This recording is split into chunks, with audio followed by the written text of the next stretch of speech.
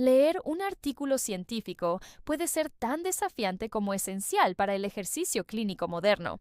Y es que en una época en la que la información médica se actualiza a diario, necesitamos herramientas que nos permitan separar lo verdaderamente útil de lo irrelevante, lo válido de lo sesgado, lo que puede aplicarse a nuestros pacientes de lo que no. En este espacio vamos a aprender cómo leer críticamente un artículo sobre tratamiento utilizando las guías desarrolladas por la Escuela de Medicina de McMaster, una de las instituciones pioneras en medicina basada en la evidencia. Comenzaremos abordando los principios generales que aplican a la lectura de cualquier tipo de artículo científico, antes de enfocarnos específicamente en los estudios de tratamiento. Todo empieza por una pregunta clínica. Esta debe estar claramente definida y responder a una necesidad concreta de la práctica. Las preguntas clínicas bien formuladas usualmente siguen el esquema PICO: paciente o población, intervención, comparación y resultados. Por ejemplo, podríamos preguntarnos, en adultos con periodontitis crónica, ¿el uso de antibióticos sistémicos como adyuvantes al raspado y alisado radicular mejora los índices de sangrado gingival comparado con el raspado y alisado solo? Identificar esta estructura en el artículo que estamos por leer es fundamental. Si la pregunta no es clara desde el inicio, probablemente el resto del artículo tampoco sea útil. Además, debemos verificar quién lo escribe. ¿Se trata de investigadores con experiencia clínica y académica en el tema? ¿Hay conflictos de interés? ¿Recibieron financiamiento de una compañía que podría beneficiarse de los resultados?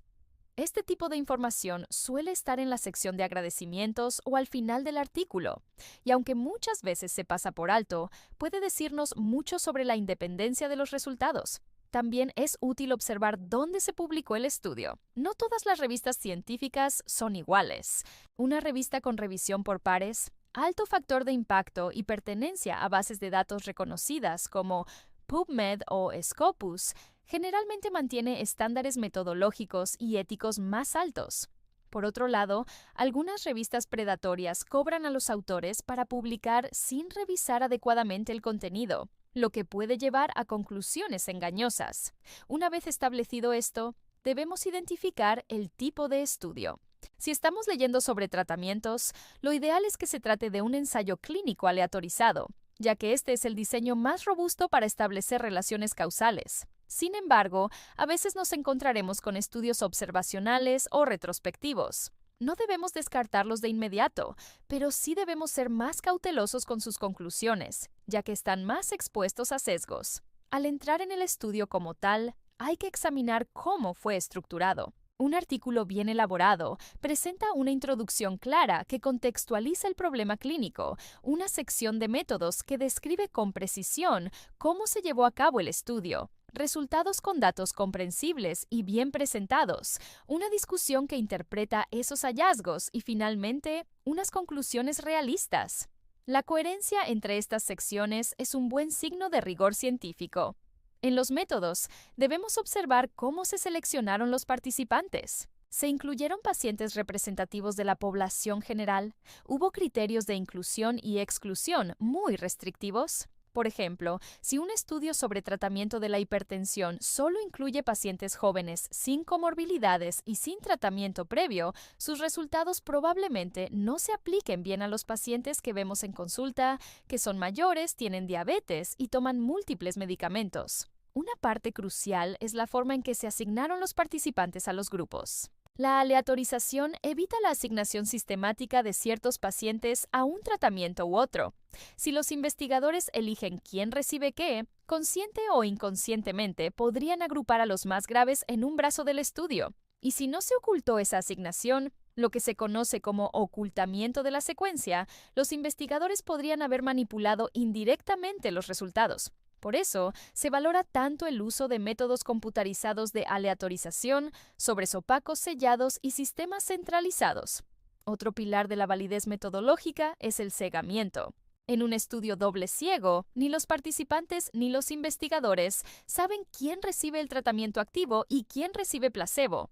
Esto evita que las expectativas alteren los resultados. Por ejemplo, si un paciente sabe que está tomando un nuevo fármaco, podría reportar mejoría por efecto placebo, Si el médico sabe que el paciente está en el grupo experimental, podría registrar la evolución con más optimismo. El cegamiento protege contra estos sesgos. También es vital analizar si el estudio utilizó el principio de intención de tratar. Supongamos que algunos pacientes abandonan el tratamiento por efectos adversos. Si se eliminan del análisis, el tratamiento parecerá más efectivo y menos tóxico de lo que realmente es. En cambio, si se mantienen en el grupo al que fueron asignados, los resultados reflejan mejor lo que ocurriría en la práctica clínica. El seguimiento de los pacientes también es clave. Si más del 20% de los pacientes se pierde durante el estudio, hay riesgo de que los datos estén sesgados. Lo importante no es solo cuántos se pierden, sino si esos pacientes eran diferentes a los que terminaron el estudio. Si, por ejemplo, abandonaron mayoritariamente los que empeoraron, los resultados parecerán mejores de lo que son. Pasamos ahora a los resultados. Aquí nos preguntamos qué tan grande fue el efecto del tratamiento. ¿Se midió algo clínicamente importante? Un cambio de 5 puntos en una escala subjetiva puede ser estadísticamente significativo, pero irrelevante para el paciente.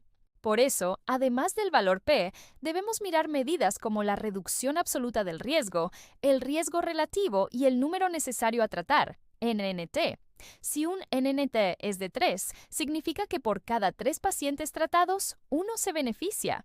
Eso suele indicar un tratamiento bastante eficaz. Pero incluso cuando el efecto parece grande, debemos preguntarnos qué tan precisos son esos resultados. Aquí entran los intervalos de confianza. Si el intervalo es estrecho, tenemos mayor certeza de que el efecto observado refleja el verdadero efecto poblacional. Si el intervalo es muy amplio, podríamos estar sobreestimando o subestimando el beneficio real. La última parte del análisis crítico, pero no la menos importante, es la aplicabilidad. ¿Podemos llevar esos resultados a nuestros pacientes?